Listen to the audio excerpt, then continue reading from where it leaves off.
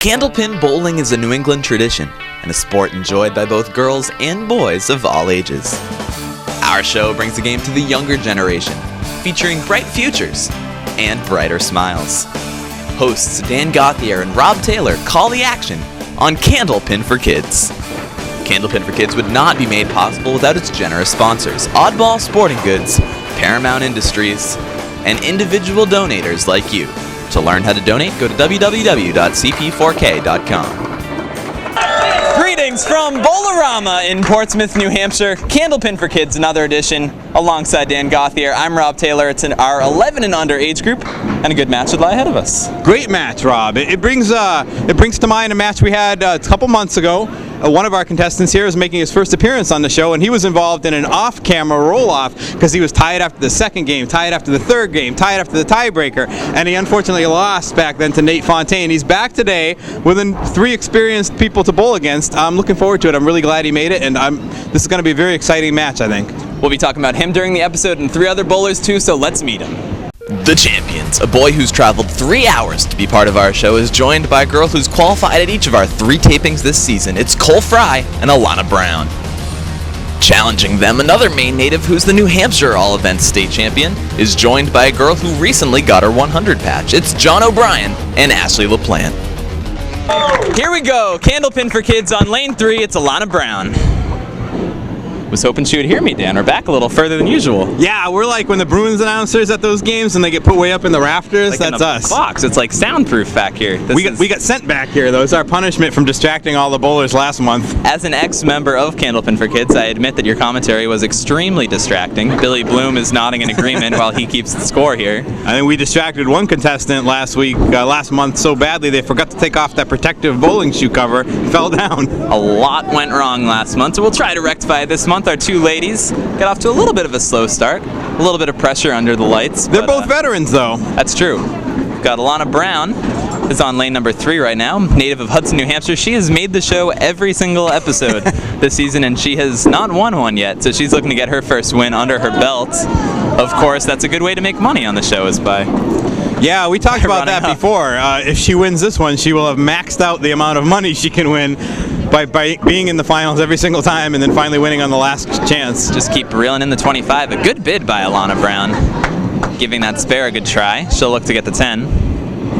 Ashley LaPlante on lane number 2 has also been on our show several times before. We've seen her on team events, we've seen her on singles events. So both friends of the show. We're right back here with the crowd today, Rob. Ambient, isn't it? Yeah, I'm a little nervous. I might get hounded for autographs. Yes, I've been hounded on the streets lately too. Yeah. Alana Brown looking to find that headpin. Ashley LaPlante as well, both just a little bit off. Tough break for Alana. She's got to make a believe though there. I mean, her 1-2-7 looks pretty tied together. If she can get something over to the 10. Alana buries that headpin on the half Worcester try. Ooh. Just leaves the 9. Great effort by Alana Brown. Now, it might be hard for the folks at home to see because you only catch the tail end of the ball, but both of our bowlers have a pretty strong left to right hook. They both open up with their wrists, like in golf, it can be like a slice. And it's kind of common with younger kids, and then as they get older, a lot of them tend to build up that wrist muscle and keep the arm straight, but some don't. Dave Godwin's wrists never got any stronger, and he seems to be doing just fine. I think you see it from the younger kids, like you mentioned, particularly because they're trying to keep their wrists straight. Mm-hmm. Because the easiest way for a right-hander, obviously, is to turn it over and, you create a hook. In trying to keep it straight, if they don't have very strong wrists, it has a little bit of a backspin. Heck of a bid there by Alana Brown. She's giving her spares some very good efforts here. Ashley LaPlante trying to hang with her. Right out of the gate today, Rob, I wanted to note a couple of very special donors we had this week. Definitely. You can help me with it. I'll talk first about one of our web viewers has never been here in person, has been watching loyally on the web for a long time.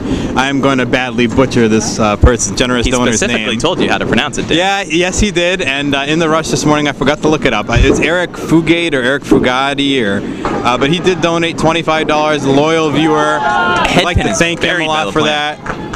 Certainly the money goes a long way. Every little bit helps a lot. And today we had a very generous donor, Rob. Maybe you could mention that. I will in one moment as our ladies go for the spare. Ashley LaPlante picks it up on lane 2. She wraps up a strong first half of 41 and a ball. Alana looking to pin here, and she just misses. So she finishes with a 42. Ashley is a little bit excited about our donors as she tries to go up. Cole Frey and Jon O'Brien will be taking the lane. So our ladies finished 42 to 39. Ashley LaPlante will be working on a mark. Cole Frey taking the lane on lane 3. We go back to our sponsors. Mark Southall, friend of the show, father of Elisa Southall, who has both participated on our show and helped us out. She took a ton of pictures at the Pilgrim Lane stop, but Mark's always in the background, always supporting us, and today he did it not only with his presence, but also with some help financially for us, and we definitely can't thank him enough. So Cole's ball slipped into the left gutter just before hitting the pin, so those don't count in Candlepin bowling. So he's going to get an 8 for that box. He's tied after one box with his opponent. Really can't say enough about the entire Southall family. Mark's wife, Jeanette, helped us greatly today, putting the scores into the machine, ensuring that we didn't make any mistakes, excite any kids who could have made the show. Both of our 2 youngsters are all over that headband. Yeah, right same now. ball, almost the same leave. Cole Frey. Cole A little too good. Jon O'Brien with the diamond. Girl's best friend. Now, Jon O'Brien is the one you mentioned in the intro. Yeah. In a exhilarating match in our first Candlepin for Kids stop of the season. Frankly, it's a shame we didn't get it on camera because it may have been the most exciting match we had all year. I call it the best match never filmed. It very arguably could have been. In front of 100 people, probably the biggest crowd because nobody had gone home yet. And hundreds of adults here watching this poor kid who's never been on TV before, bowl head-to-head in a non-stop match against popular crowd favorite Nate Fontaine. Nate's one of, those of you who've watched the show know Nate's a younger member of the show. John's a little bit taller. So everybody was rooting for what I think they thought was the underdog, Nate Fontaine. But Nate is a veteran of the show. Jon O'Brien's never been on it before. And you really have to give him a lot of credit for going box to box with Fontaine.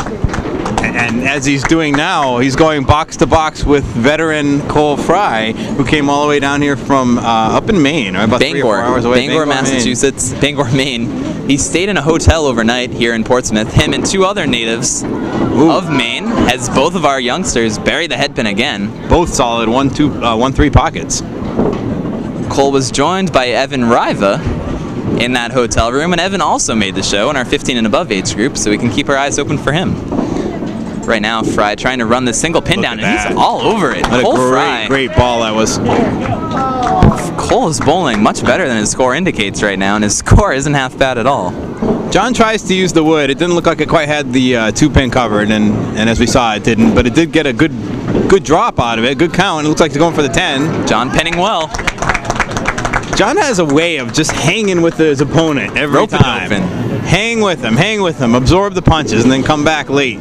Cole Frey, ball after ball right now. Wow, what a nice ball. Leaving Can't ask for a better leave than that, Rob. O'Brien gonna try to keep up again. Here's a little left. It might be his first time missing the headpin, and he hit at least 3 of them. Little low, but Cole's all over. That's 2 marks in a row for Frey. If he gets 3, he'll be entered into the bowling ball raffle. He could be our first contestant to do this. And as the season winds down, that gives him good shots at bowling balls. So we will talk about that after the break. Our break is we're gonna come back from the break with a Smoke the Shoe segment, popular segment. We're having a guest bowler again for Shoe. Will be the one and only Jonathan Boudreau. He'll be bowling against Corey Hawkins. So something to keep an eye on. A close match so far. Join us after the break.